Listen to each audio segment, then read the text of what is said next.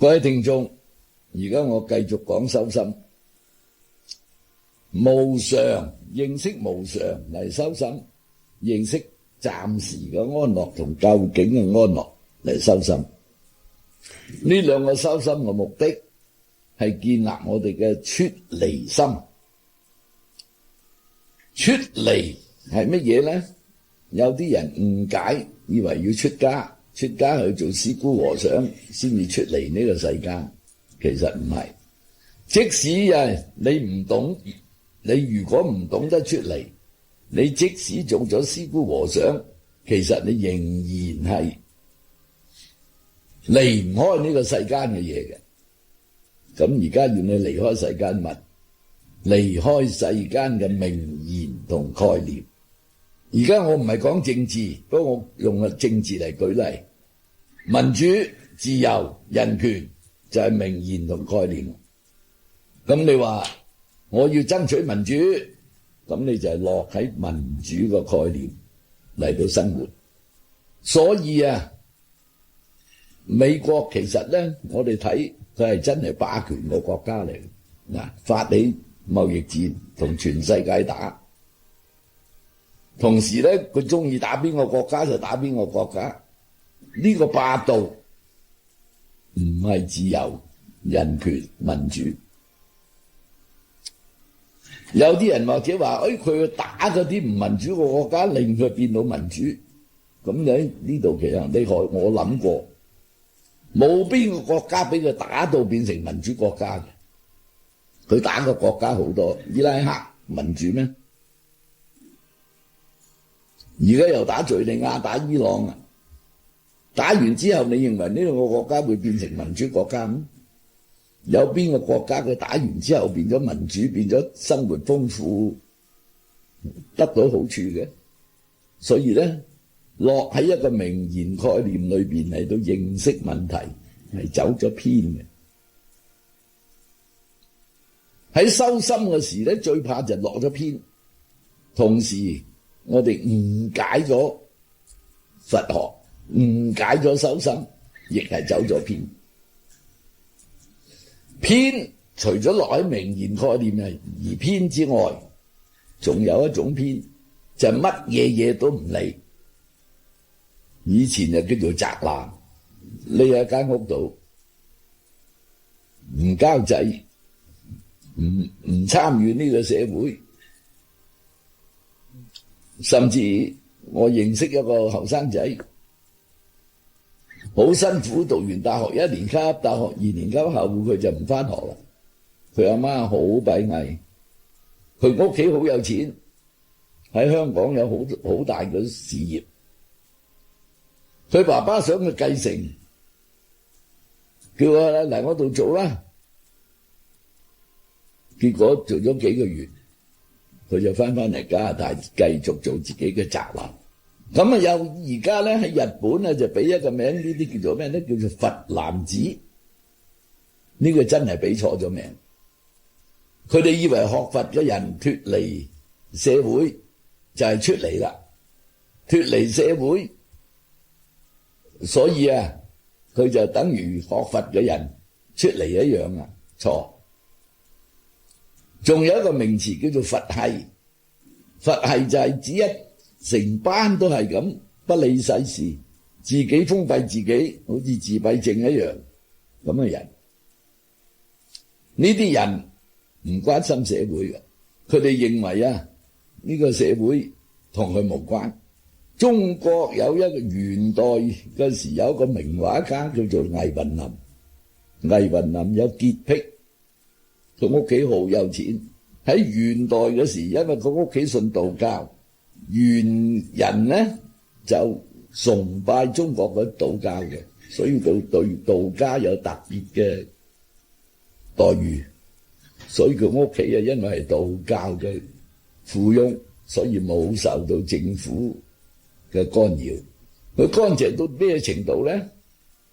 有個朋友嚟我屋企住，聽見個朋友咳一聲，佢好唔自在，成晚去個房裝佢。第二日個朋友走啦，佢叫啲人成間房同我清潔過晒。點解？佢話咳一聲一定吐痰，佢督痰唔知吐咗去邊度，所以成間房清潔咗佢，同埋將個督痰揾翻嚟，點揾都揾唔到個督痰，個督痰。咁個管家就唯有將一塊跌咗落地嘅梧桐葉，有啲印喺度。佢嗰啲痰吐咗喺塊葉度啊咁。佢話咁啊，拎喺10里路都劈咗佢啦。佢嘅廁所係點咧？佢嘅廁所係機械化嘅，一有大便，佢一撳個掣，嗰啲鵝毛就飄落嚟啦，遮住啲大便。大便完之後，用絲巾嚟清潔，嗰啲絲巾跟住劈埋佢，嗰啲細路即刻將我個有大便嗰個盆捧出去清洗，換過一個盆裝翻啲鵝毛。但係倪雲林死得好慘啊！到明代好多起義反袁，即係話又變咗好多軍閥，朱元璋、朱洪武啊，朱元璋就其中一個。另外一個好大嘅軍閥比朱元璋仲強盛嘅，叫做張士誠，誠信嘅誠。張士誠嘅大佬叫做張士信。張士信叫倪雲林畫幅畫送俾佢，佢唔肯畫。咁張士信就好嬲，韞住佢，唔俾嘢佢食，仲打佢。點樣打佢一聲都唔哼一聲，一聲呻吟都冇。咁後來啲人問佢：喂，點解打你哋都唔呻吟㗎？佢話一出聲便濁，呢個就落喺濁雅與濁嘅概念裏邊。你打我，我解劑啊，咁就濁啦。我唔叫，忍住唔出聲就清雅。嗱，呢個完全生活喺一個另外一個世界。最後將佢點死嘅咧？張士信第2次捉到佢，諗到個辦法炮製佢，叫佢瞓喺個馬桶旁邊。佢咁愛有潔癖嘅人瞓喺馬桶旁邊，所以食唔到嘢，瞓唔到覺。冇幾耐死咗，呢個係一個好淒涼嘅故事。呢隻落咗邊啊？落咗清潔呢一邊啊。凡落邊，無論你落喺清潔嘅邊，有啲人就成世唔沖涼，就落咗污糟嘅邊。兩邊，所以一落邊啊，凡落邊你就諗起有潔癖同有污糟癖。有人又有污糟癖㗎，真係唔沖涼㗎。咁樣就等於你就明白咗乜叫落邊。我哋最怕係落咩邊？落晒喺世間嘅名言嗰邊。我咪講咯，落咗民主嗰邊。其實諗出嚟個民主係你自己諗嘅，係非常完美嘅。但係現實上個民主唔係咁完美嘅，所以你要知道，我哋唔好用我哋嘅落邊嘅思維去美化佢。我喺加拿大民主啦，我就住過8年夏威夷，民主自由人權啦。喺夏威夷係一啲人權都冇，甚至喺紐約。佢哋喺唐人街車我出去紐約，哇，好大件事啊！出去紐約玩啊，揸下唔認得路，停車問個警察，個警察直情係鬧嘅，鬧完啫，乜指都唔知係呢邊係嗰邊，種族歧視非常緊要。而家聽講澳洲，我同澳洲做生意。嗰陣時個澳洲已經有排華，不過冇而家咁犀利。而家直情係排華，落咗邊，落咗民主嗰邊。所以中國唔民主，而家中國而家崛起啦，所以啊就要維護翻佢哋自己嘅民主社會啦。呢啲就落邊嘅諗法，一落邊嘅諗法就唔明白無常，唔明白暫時與究竟。所以我哋嘅出嚟係點呢？唔好俾一個名言，俾一個概念綁住我哋，唔好我哋成日用呢個嚟到思維。我想介紹宋代一個理學家張橫渠先生嘅橫渠四句。我琴晚一時諗起呢四句，我仲寫咗張字，將佢個四句寫咗。呢四句係點呢？為天地立心，為生民立命，為往聖繼絕學，為萬世開太平。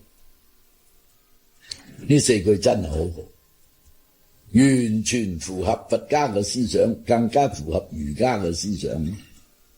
天地立心，天地嘅心係咩呢？天地嘅心就係生生不息，所以我哋適應呢個天地生生不息，唔係話去違反嗰個生生不息。我哋而家搞到要環保啦，就係因為點？我哋破壞嘅生生不息，破壞得好犀利嘅。我哋為咗暫時嘅安樂，破壞個世界，所以為天地立心，應順咗嗰個生生不息。呢個亦可以講就係民本思想啦，唔係民主。所以為繼接落嚟就為生民立命。生民嘅命係乜嘢啊？所有人就順應自然，為天地立心，由咁就得到佢嘅命啊！所以我哋唔係去做宅男，我哋係要認識呢個社會。例如而家嗰啲環保嘅人，我其實好尊重嗰啲環保嘅人㗎。再接落嚟咧，為往聖繼絕學，為嗰啲古人所傳落嚟嘅道德倫理，我哋承繼佢。咁因此啊，利益眾生，保持自然，同埋建立倫理道德。假如能夠咁做，就可以為萬世開太平。一帶一路就應該照呢四句去做，唔係淨係求中國嘅利益。